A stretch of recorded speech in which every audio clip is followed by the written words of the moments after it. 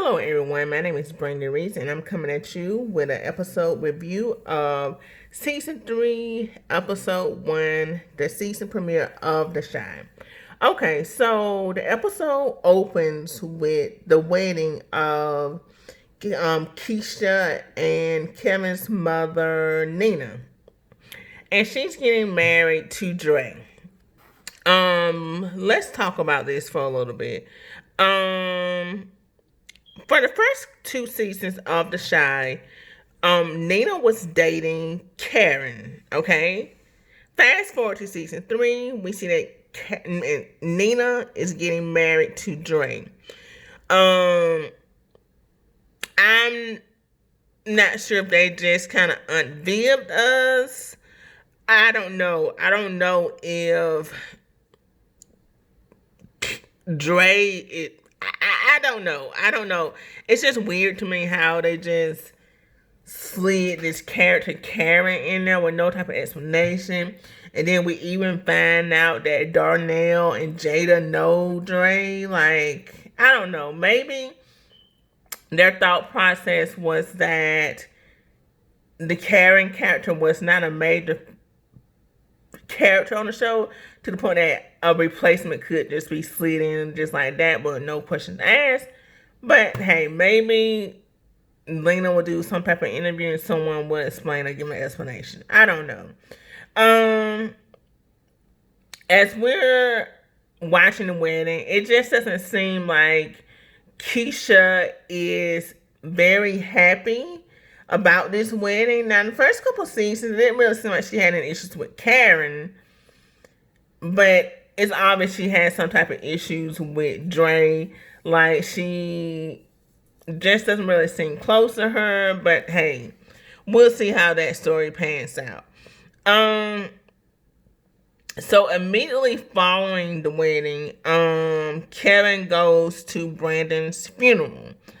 I'm not sure if like starting the season off with a wedding and a funeral is like a foreshadowing of that this season is gonna be filled with happiness and sadness. I don't know. Let me know your thoughts. So Laverne, Brandon's mother, gives this impassioned eulogy about Brandon, and maybe this is something that's gonna be given an explanation for later on in the season. I don't know. We'll see how this plays out. Now, personally speaking, sometimes I like to kind of like think outside the box. I was leaning towards the possibility that they were gonna have Brandon committing suicide, but Laverne made some type of reference in her eulogy that she lost both her sons to the streets of Chicago. I don't know. So maybe suicide is not what happened. In all honesty, I don't think this is even going to be a situation where this is going to be something that's going to be investigated. I'm not sure. So I like to check IMBD. So I checked IMBD, and the detective from last season. Oh my goodness, I can't think of his name, but you all know who I'm talking about. The detective from last season. He's not listed as being on this season. So I'm not even sure if his murder is even going to be investigated. I'm not sure. And also too, when checking IMBD, it looks like this episode is the only one that Laverne is on. I checked IMBD also for Hannibal's character. If y'all remember, that's Brandon's cousin. He is on one additional episode this season, so I don't know. We'll just see how this pans out as far as us them giving us more details as far as the murder or whatever happened to Brandon. What else? So, Brandon, I don't think y'all realize I cannot stand Brandon. I have not liked him since one, he killed Coogie, and two, I definitely haven't liked him since he got off for the murder of Coogie. And then he has the nerve to try to show up at the funeral. Like, dude, get the fuck on. Just like Riri told him, get your rusty ass on. Um, so Otis Perry slash Duda. Now Otis Perry was the one that showed up at the funeral. Trying to get a photo op because as you saw from the season like clips or whatever, season previews, he is running for mayor, so he was definitely there trying to get his photo on. We'll just see how that goes. But back to Laverne, she's grieving hard. She definitely not want to hear anything that Otis Perry had to say. She really wasn't even trying to hear what Emmett had to say, and we all know Emmett was coming from a good place. And then also too, outside the funeral, we get introduced to the characters of Trig and Imani. Trig is Jake's brother. Imani is Trig's girlfriend, or wife, whatever the case may be, whatever she is. And Trig is coming to get his brother. We're gonna see how this plays out though. And I'm kind of sort of jumping around, kind of sort of not trying to sort of go in order, stay in order. But follow me here. Also too, Emmett and Kevin. We see Emmett telling Kevin he's gonna be there for him and things like that. But that relationship is not going to be anything like the relationship that Brandon and Kevin had. I don't think we should even try to expect it or even try to compare it. Speaking of the kids, they have really grown up. I was not prepared to see them drinking wine. I was not prepared to see them hanging out in their apartment alone, inviting girls over, smoking weed. Like, it was a lot for me. I think they may be in like 9th grade. I don't even want to say they're in 10th grade because last year they were in junior high school. I'm not sure if it's skipped a couple years. I don't know. But all I know is last year they were in middle school. Now I think they are in high school though, but that was a lot for me, y'all. Jay talking about he smashed, and I was like, oh my gosh. No, not my babies. Also too, just kind of like focusing on some of the things I saw. Like, I'm not really gonna cover everything completely. Just touching on some of the highlights. We see that Ronnie goes to a house. I think that's Miss Ethel's house, and it looked like it's being like foreclosed on. We don't know where Miss Ethel is, but we know we did see Miss Ethel in the scenes for this season. I don't know. We'll see. What else was going on?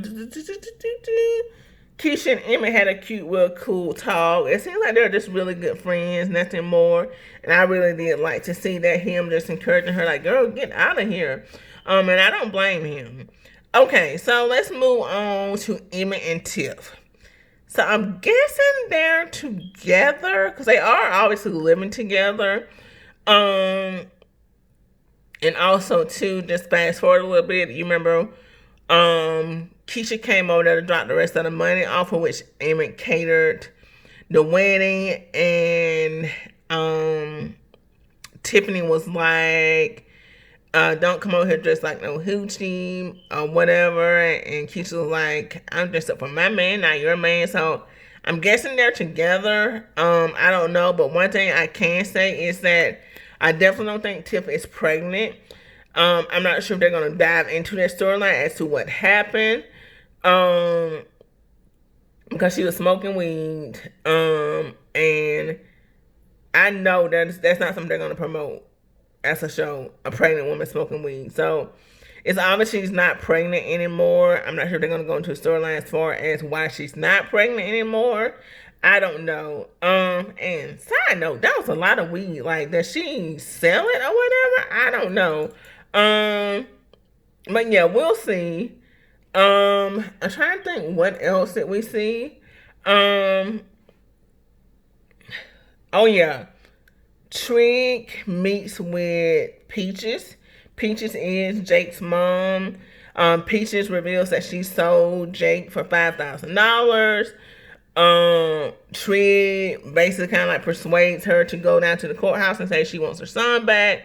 And she says she'll do it, but we know it's not going to be that easy. So something's going to happen. I don't know if Peach is going to overdose.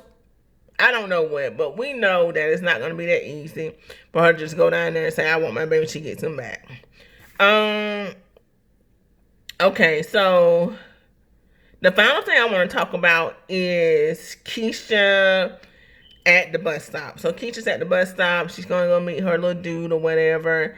And Ronnie walks by. He, like, gives her a stare down. And, like, she stares back at him like, nigga, what you looking at? And nothing else is said. Okay?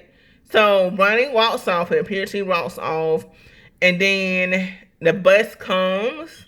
And we see Keisha doesn't get on the bus. Keisha's not at the bus stop. Two things I noticed at the bus stop. The one thing for sure I noticed at the bus stop is Keisha's phone on the ground. So it's obvious something's happened. She's been snatched or something. Then also too, did y'all notice were those Keisha shorts on the ground also? I don't know. Y'all let me know what y'all think.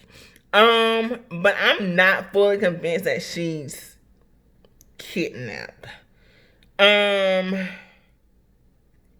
Yeah, like, I'm not sure she's gonna, like, run away and Tulsa and be able to escape. And this is gonna push the storyline as far as learning more about sex trafficking. Because I keep going back into the previews, the season previews we saw. And we saw that she's in a couple of scenes. We saw that she's in a scene where she's sitting at this diner, I believe, talking with Kevin. It's like, how does it feel to be a year older? We see her running through the neighborhood, as far as running track or whatever.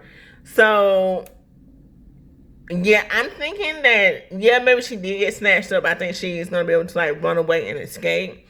But that's going to, like, push her to want to really be an advocate for sex trafficking and things like that. Now, I will say there was a scene in the season previews where Nina, her mother, was crying. I don't know, but like I said, I'm not fully convinced that she has been kidnapped forever. I think she will run away and escape wherever she is, whatever has happened. But we'll see. But I'm definitely looking forward to the rest of the season. I'm looking forward to season 2. I hope they keep this pattern going of allowing it to be on demand that Friday. Because I love the show, and I knew that it was going to be on demand on Friday. And I just absolutely could not wait, and I was not disappointed. But yeah, let me know y'all's thoughts. And yeah, I'm looking forward to the next episode and the rest of the season. Y'all have a good one. Oh yeah, happy Juneteenth.